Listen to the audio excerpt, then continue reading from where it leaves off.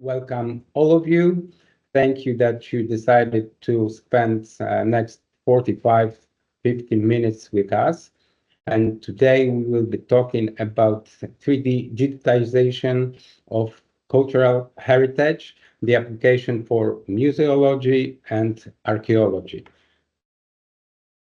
Please let me introduce ourselves. My name is Peter. I'm a head of business development, mainly responsible for foreign markets. And with me is Rafał Piekarski, who is our digitization expert and who will present live technical presentation of 3D scanners. Hello. Yes, I'm right. At the beginning, I would like to start from introducing our company, who is SmartTech 3D and what we do. So we are a Polish manufacturer of structured light 3D scanners, as well as software. The company was founded in the year 2000, so we have around 25 years of experience in creating devices to grab the information about the objects, and also we can scan with color. That is why our technology can be utilized in museology and archaeology sector. We sell our devices all over the world. We have partners on almost every continent, mainly technical applications. However, now we are focusing on grabbing the information from the objects for museology sector. So here you can see how the scanning process looks like. So we have a scanner, projector from the scanner put the light fringe on the object, and then the cameras grab the information about millions of points which are placed in coordinate system. And this is the result of the scanning, which you can see in our software. So we can grab the information about position of every point, but also about color in RGB formats. What are the advantages of 3D scanning? So this is a contactless and precise and fast dimensional documentation of the objects. So we can get realistic information about color. The whole process, we are using our devices, can be automatized. When we receive the results, we can conduct distributed studies on the virtual twins of those objects we scanned. We can also create copies of the objects, make replicas, and also print in 3D printed technology. Some of applications. So first of all, perpetual documentation. So those data will never be lost. We can monitor the surface of the artifacts. We can use 3D scanning for prototyping, 3D documentation, and also as a side effect of 3D scanning is a visualization. We can present the results on display systems. During those 25 years, we gained a lot of customers. Here, I would like to focus on museology sector, some from customers from all over the world, like National Museum of Prehistory in Taiwan, University of Ghent, Polish Culture Ministry, and National Heritage. Here, some of our products. So generally, we divided the range of our products on two lines. Here you can see non-technical application for museology and archaeology, and technical application. Today, I would like to focus on the first line. Here we have three devices. The first one is Micron 3D Color Stereo of our scanner with the best specification on the market. I will tell a little bit more about the resolution because it's important when we are talking about creating digital twins. Another one, SmartTech 3D On, also can be used for creating digital twins. We call it entry-level digitization scanner.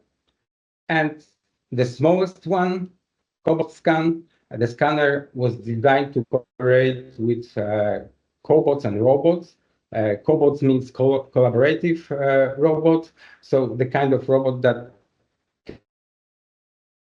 not harm people, operate with cobots. And in this case, the whole process of 3D scanning can be automatized. I would like to say something about the resolution. As you can see on those three pictures, we scan the same object with different scanner. The first one on the left, it's 5 megapixels resolution of the scanner. The second one is 10 megapixels of the resolution and 20 megapixels of resolution. And as you can see here, with 20 megapixels of resolution, we can see a lot of details that it's not possible to see using small resolution camera.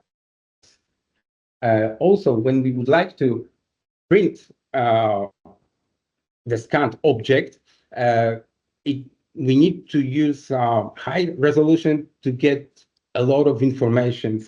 So from 10 megapixels of resolution scanner, we can achieve around 7 million angles, which is needed to get a good quality 3D printed objects. And here I would like to tell you something more about the applications, examples of scanners applications. Where can we use, how can we use it, and what result can we expect? Here we can see the application was archaeology and reconstruction of this stone ark, which were found in Vistula River in Poland. So every stone we scanned, those stones were quite heavy, even 1 kilograms. And after that, in a special software, we could match all the stones together.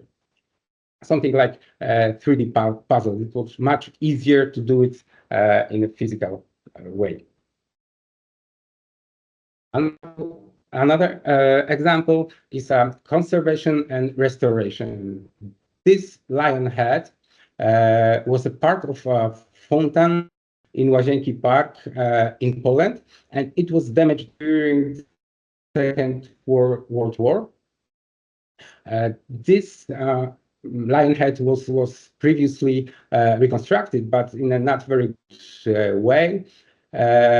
So when the picture of the original object was found, we decided to scan the lion head and then recreate the missing nose of the lion.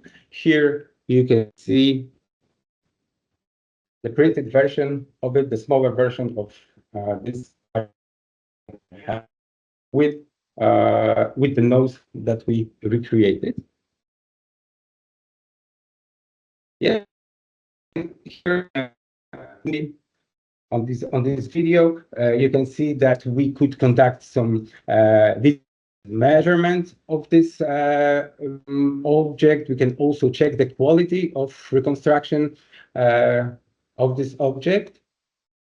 And also, you can see here the process of 3D printing of this lion head. Another very interesting case was scanned acetula that were found last year in Poland. And so what we were asked to do, we were asked to scan the acetula before restoration, as you can see here, and after restoration. Here you can see there is scanning the triangle mesh. When triangle mesh, we mean the surface. So every time when we say mesh, we mean the surface. After we were able to compare, here you can see on this picture, to compare the acetula before restoration and after restoration. And we could also check the quality of the process of restoration, because during the restoration, some of details from the objects were lost. And based on this, we could say that in some cases we can improve the whole process of restoration. But it wasn't the end of the story about the Situla, because what we did next, we decided to print the vessel in the latest 3D printing technology, color printing. And the result of the printing was really amazing. So our friends from Japan just printed it for us. And this is how it looks like. This is the size of it is a half of original size.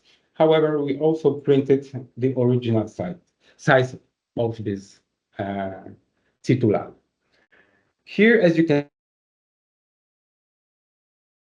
technology for presenting museum objects. Here you can see QR code, which be created and placed placed near the object, that someone who is more interested in this process can just scan it and have the all information on their phone. Tula, there were also many details, so we also scanned it. And now when we have all this information, it's quite easy to recreate the whole object with all details. Another interesting case was documentation during foreign archaeological missions. So we used our SmartTech 3D scan, as you can see here. That's this one. We will present it. Rafa will present it later. The advantage of this scanner is that it's really small, easy to travel, easy to move. The purpose of the scanning here was generally to read some letters and marks that were placed on the stone. So when we scanned it, here, scan object, and in our software, we just put a plain surface on the stone, and those marks and letters was easy to read. Reconstruction. Some of the artifacts are only partial, so a lot of parts is missing. What we can do, we can, of course, scan the parts that we have, and then we can recreate, like here you can see, the shape, the dimension of the object. You can also print it in transparent material, and this way we can show it on the museum shelves. Another interesting case was titula, which the top part of the vessel was missing. So what we did, first of all, we scanned the part that we had, and then we modeled the top part of this vessel, and then printed it, connected together. As you can see the difference between the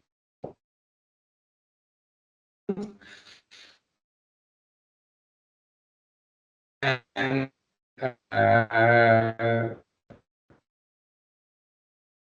which is not.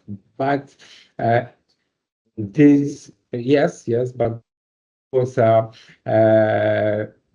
very interesting for visualization of the shape of the object.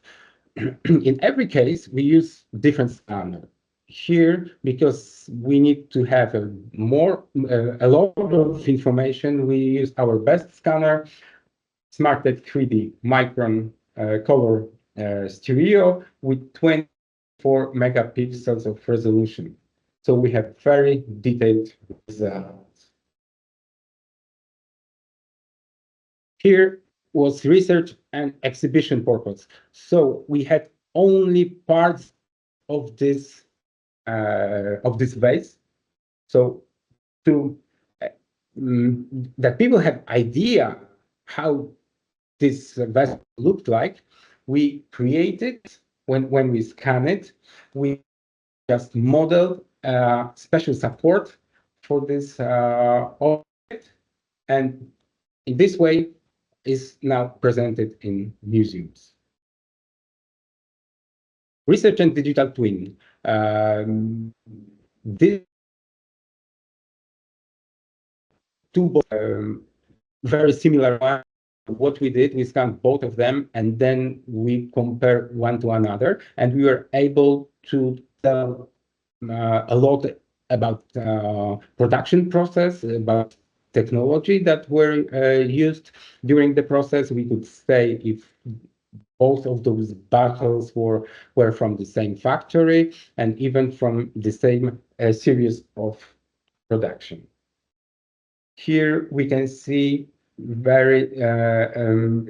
we can see the details, some marks on the bottle, and based on that, we can conduct detailed research.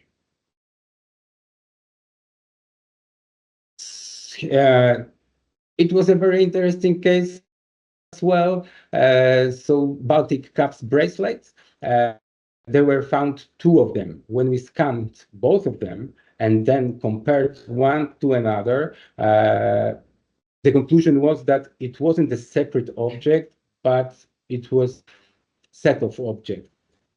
And did something that is impossible to do live.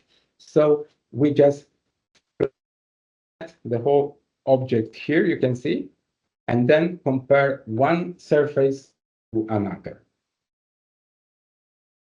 New possibilities for descriptive, comparative, and typological documentation. In our software, SmartTech 3D Measure, we have a very useful feature as a cross-section. Based on a cross-section, we can do some really detailed measurements of all those objects. In this case, we also use our scanner because those were small objects and very, very detailed one. And another example of how to use our cross-section feature in our software. When you create a cross-section, it's really easy to make measurement, precise measurement of every object. How to present human remains. This is always an issue. So our side, we give the museum the technology to just the visualization of the object, not the real object. So here you can see how the visualization may look like. And how easy we can make studies, measurements of the scan object. In this case, University of Łódź in Poland asked us to create a database of their artifacts. So we scanned a lot of objects, every object that they possess. The purpose was mainly for creating studies for their students.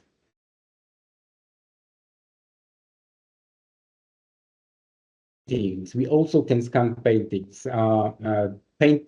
Paintings also have their own. They are not perfectly flat. So when we scan paintings, we can just zoom in and grab the all information about the painting process. We can easily check the authenticity of the paintings based on comparing two scans one to another. Here you can see on the surface how the paint was put on this painting, what was the style of the artist who painted this painting. And another case, this cup, on this cup, the prisoner, Polish prisoner, makes some story actually. So what we did, we scanned the object and make it flat to easily read the information which was placed on this. Documentation and 3D printing. This mask, very detailed object, we were asked to scan, and after that we decided that we should 3D print it, because on this object we can show how our technology of 3D scanning can show every detail of the object. Then we create a 3D animation of this mask, and then we print it in a color 3D printer. Once again, we were really satisfied about the result of 3D printing. Here you can see the final result. So the of this mask printed in color printing technology. Possibilities, generally 3D scanning technology gives a lot of possibilities. What was here, the difficulty here we had when we needed to scan this object was that it was black and it was a bit shiny. However, in our software, there are a lot of features that we can adjust scanner's parameter to grab the information even from such a difficult object like this one. Here we used scanner with not high resolution. However, as you can see, the geometry of the object is quite simple, so it wasn't really, the resolution wasn't really so important. More important was to grab from black object. And another example of objects scanned and presented here, and also, for example, our lady sculptures, and we present here how it can look on your website or in a virtual museum. During those 25 years, we scanned a lot of objects like chess, Romanesque capital, or this horseman or on horseback. Yeah, so digitization is not the goal, it's just the beginning. It gives the museums a lot of possibilities to create replicas, to present their artifacts, to create virtual museums, and of course to conduct detailed studies on the object. And what is very important, the objects are saved because 3D scanning is safe for the object, and all the research can be done on virtual twins, not on the real object. How to present the results? So there are a lot of different tools on the market. I would like to present some of them here. Okay, please let me share my screen. Yes, so here is a software from a well-known software company, Adobe. It's a PDF 3D viewer. So we can show the results in this software. We can take a look on every object, 3D object, scanned object from every angle. We can rotate, zoom in, zoom out, check the details on the objects. Here is SmartTech 3D Mesh Viewer. So the software that we created to present the visualization of the object, and many museums use it. Also, we can look on the objects from many different angles. We can check the details when we zoom in.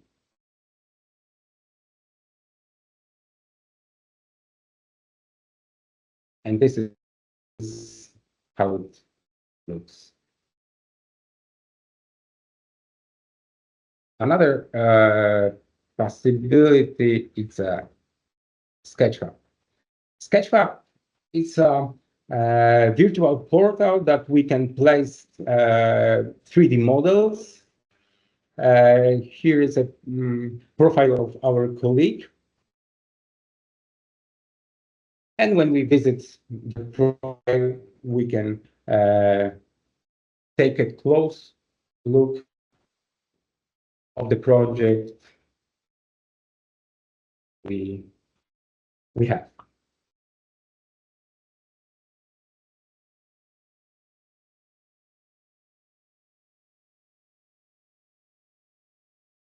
Okay, 1 moment, please.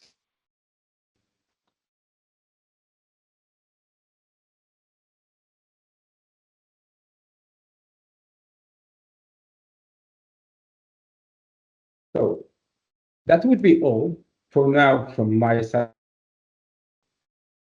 And now, Rafał, can you please to present the scanning process? Okay, thank you, Piotr. So I'll now take over and we'll do a quick presentation, a technical presentation of some of our systems here. So in the corner, if you could show us, we've got our Micron 3D Color, the scanner with both 12 megapixel cameras with we are currently working on implementing a system where we have an additional textured camera on the scanner that we use to acquire the texture of the object. So the scanner gathers the information about the geometry, and the camera here gathers the texture. That will be showing later. First, here we've got our Cobot scan color that I'll be showing you first. So let me quickly on my screen sharing. Okay. So you should be able to see the Smart 3D measure program. We'll go into the automation tab here and we'll start our measurement. So let me quickly introduce what the scanning process looks like. So here I've started up on automation. This is basically a series of steps which you can but here I've pre-prepared it before for the sake of the presentation. So firstly, we are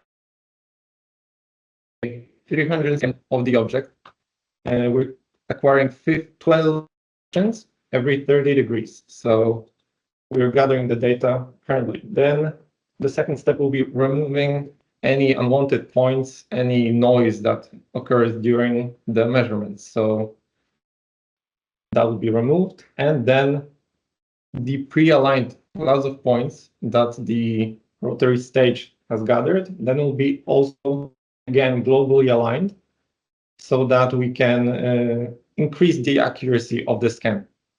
So I've mentioned clouds of points.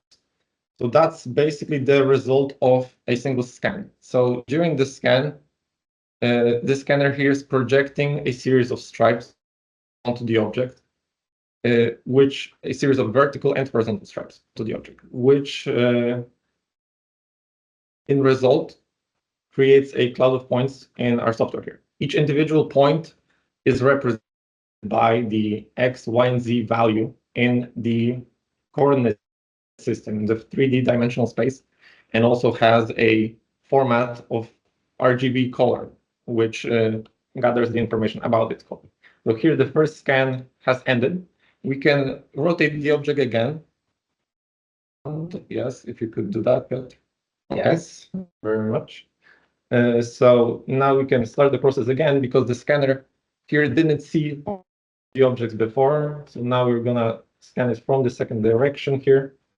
So as I was saying, the clouds of points, yes, represented X, Y, Z, and RGB color values. Okay, so couple of maybe about our scanner here. So the scanner is projecting white light. We have two 5-megapixel cameras and a projector in the middle here, as Piotr is showing. When it comes to the field of view of the scanner, it has a 160 by 130 millimeter field of view, which is pretty small. The depth is 120 millimeters. Those 3 dimensions are known as the scanning volume. So the volume is different for each scanner. Here, the volume, well, with less volume and like higher resolution cameras, we can acquire geometry that is way more detailed because there will be way more points per like square area in the program that we here have. So that's what the field of view here is for. Also, the rotary stage here is a very important part of the scanning process because it pre-aligns our scans here in the program. So we don't have to use any additional markers or such things to align the scans together. So that's a very good option too. The rotary stage here has a payload of around 15 kilograms.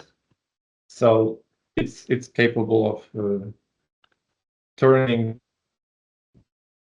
these small and the scan has ended, so I'll show you what to do. We have both of our scans here from 2 different directions. We can now manually align them in our software here in the alignment tab. We have to select one stable group of clouds of points, which will be shown here, and the second group, which will try to fit with it. So we have these 2 different groups. And we select at least 3 different distinct points on each of the objects, of each of the groups. So we can then, the program can calculate and align the groups with each other. So that's how it looks like. And here is the view of the aligned groups together. Okay, and next step, the last thing that we have to do because the has already ended is to create a triangle mesh and applying the texture to the object. So we're going to do that also with an automation here. I'll go back to the so as I said, this rotary stage has a payload up to 15 kilograms. There are also bigger variants, 120 and 300 kilograms. So we can even scan way bigger objects than this. Well, with bigger objects also comes a problem where maybe they don't fit in the field of view, right? So with bigger objects like that, we would have to then scan them partially and try to align them later in the program using the 3-point method that I've showed you. That I've showed you right now, yes. So you have to scan the object from the bottom side, the top part, and then like align them with each other.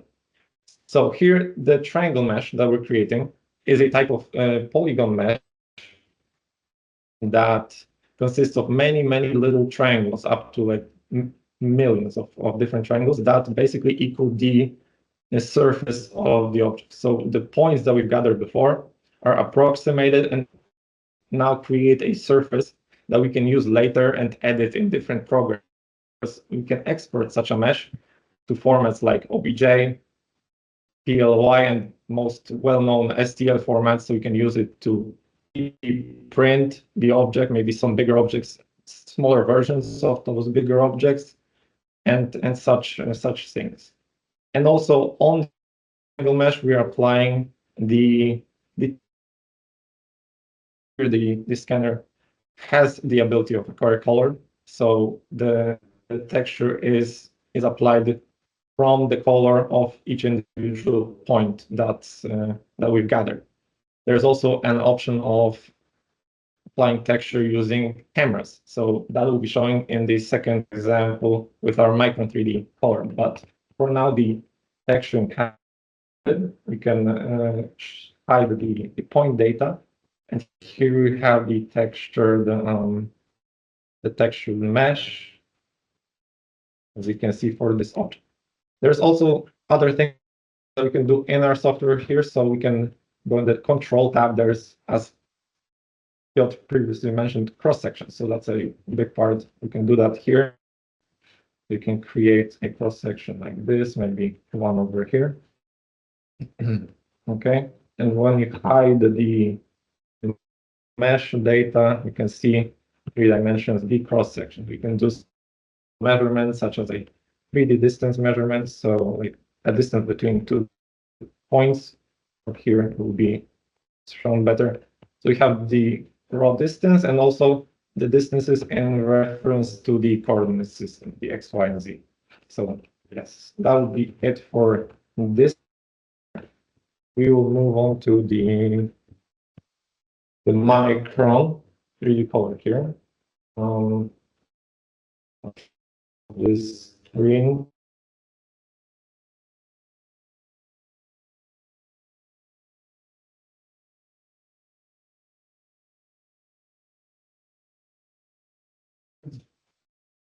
The question.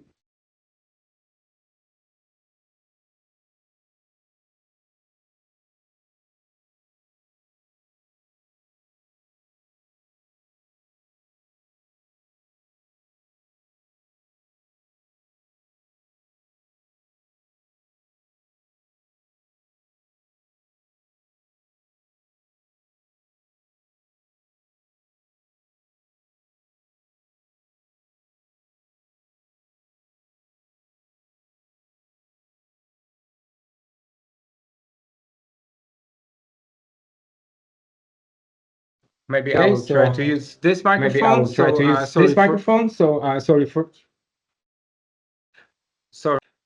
for this short technical troubles. If you have any technical question about our solutions, if you want us our advice, so please just write the question on the chat box, and with Rafa will answer after the scanning presentation. Can I continue? Okay, yes, are you ready? Okay, yeah. Great. So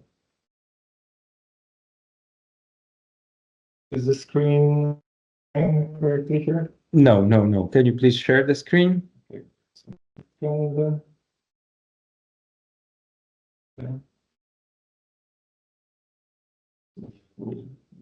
now it should be good.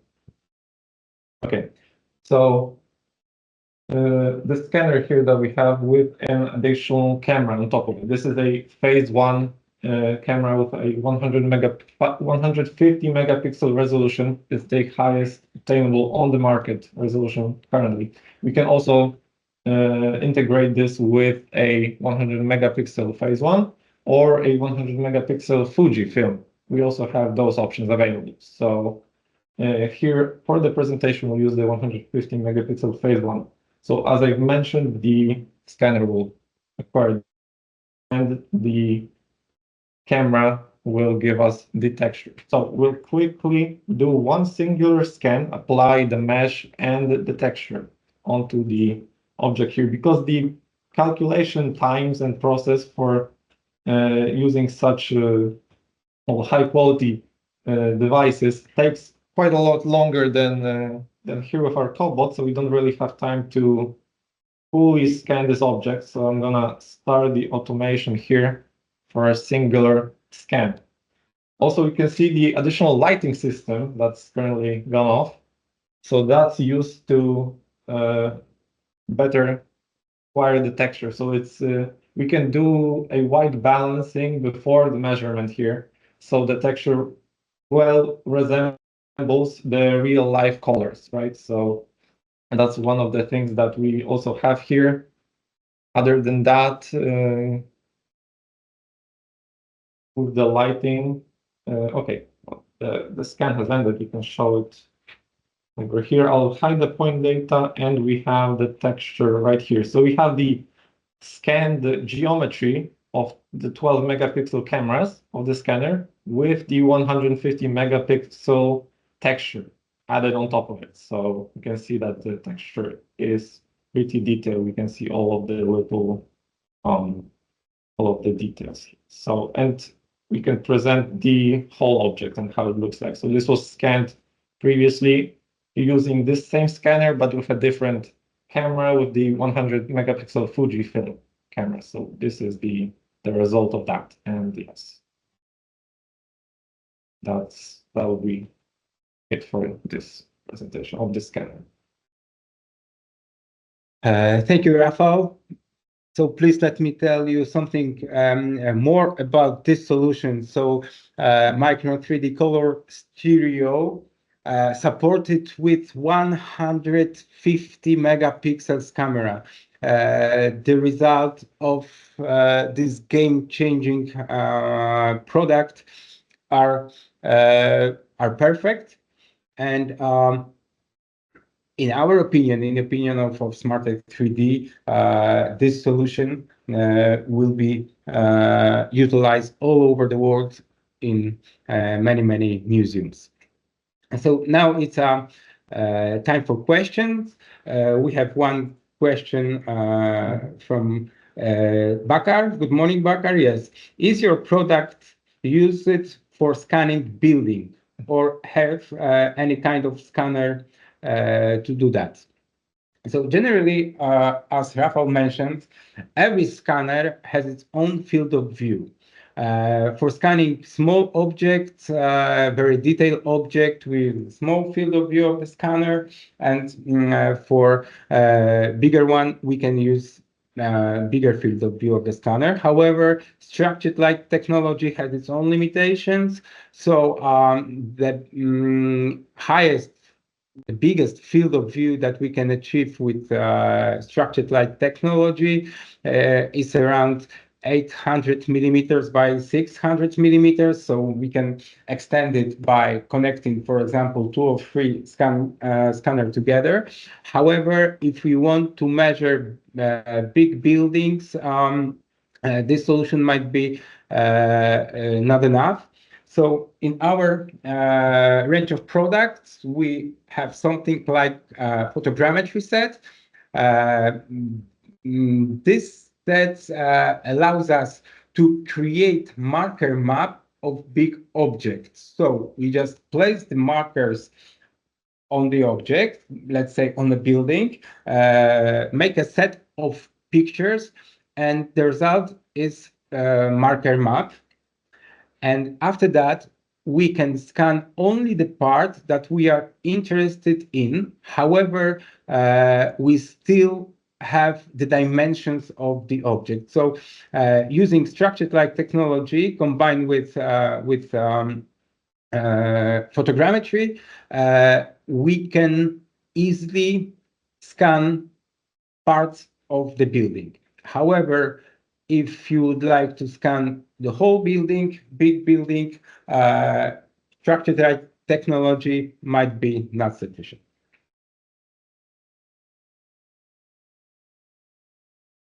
Is there any more question?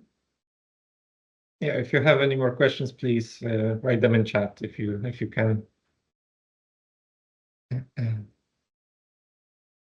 Okay, there is another one from Serhat here. What is your reference to scan highly damaged, incomplete objects? For instance, as you scanned Roman bronze vessel. Yeah, so as I presented before, we can scan damaged and incomplete object, and there are many different ways what to do with the results. One of this might be modeling the parts that are missing and then recreate it, for example, using 3D printed technology.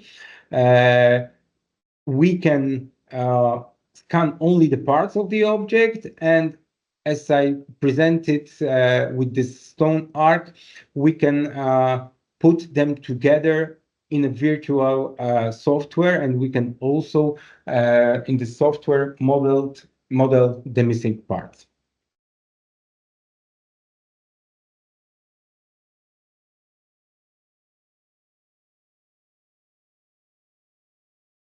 Yes, if you have any more questions, so please type in the chat box. In the meantime, I will tell something more about what can we do for your project. So generally, SmartX 3D is open to assist with choosing the right scanner. Of course, we are also open. We realize that in many museums do not have technical resources to operate scanners. So we can also scan your object as a service. And of course, if you have any project that you think that our technology may be utilized, please just contact us, write an email to us, and we will advise you the best solution. Okay, so Mahmoud Fatis here said, is there a specific size for objects? So not really. We can scan also smaller and bigger objects, well, depending on obviously what you're asking here. But we have options to use even bigger rotary stages, like I said, so we can scan pretty large objects, some statues like brass statues, if that's maybe something what you're interested in, or well, yeah, there is not really a detailed question here, so Yes, so that's not a problem. Yeah. generally, if the object do not fit in the field of view of the scanner, we need to scan the object partially and then align those scans together, just as Rafał presented to you. So here Serhat actually meant, how would you be sure about the shape of the object? Yes. So without having the original part, so the reverse engineering aspect, I think. Yes. So making the measurements on the part that we have, we can assume the ideal shape or the size of the object. However, in archaeology, you are never sure how exactly the object could look like if you have not enough information. So in some cases, we just give the idea how the object may look like, what was the geometry of the object, and also the sizes of the objects. Yeah. Depending on what object it is, we should do the research to find maybe similar objects to that and try to maybe compare the geometry and how it looked in those objects, right? So that's basically yes, and that is why in the case of recreating the top part of a Situla I presented, we made it that those parts were different. that you can easily recognize the original part and the part that was recreated, because we were not sure exactly if it was the object exactly looked like. Thank you very much, Martin. Yes, thank you, Martin. So here I will type my email address. If you have any other questions, so please do not hesitate to contact me.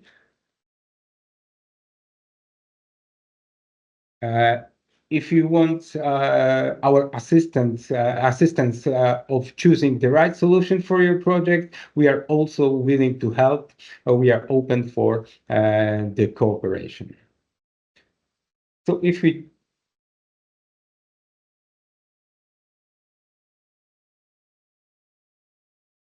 Yes, and what material did you use to print missing parts for the metal object?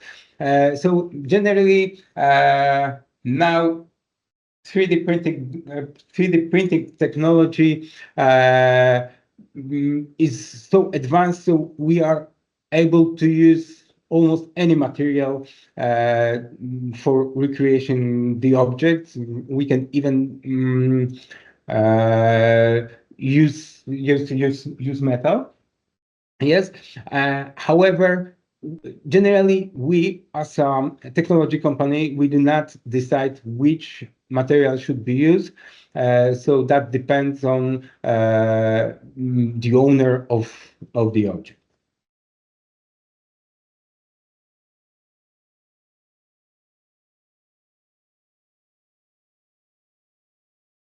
Okay, I can see no more questions.